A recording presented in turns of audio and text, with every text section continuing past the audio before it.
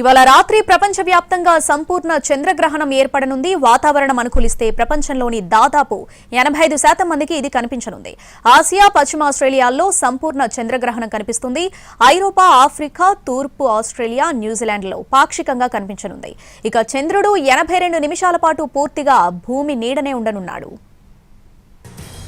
ఇవాళ రాత్రి 9:58 ఈ గ్రహణం ప్రారంభమయ్యి రేపు తెల్లవారుజామున 1:56 వరకు ఉంటుంది. అయితే మేఘాలు లేకుంటే ఢిల్లీ, ముంబై, కోల్కతా, పూణే, బెంగళూరు, చెన్నై, హైదరాబాద్లో సంపూర్ణ చంద్రగ్రహణం కనిపించనుంది. మరోవైపు ఇవాళ ఏర్పడనున్న చంద్రగ్రహణం బ్లడ్ మూన్ అంటూ ప్రచారం సాగుతుంది.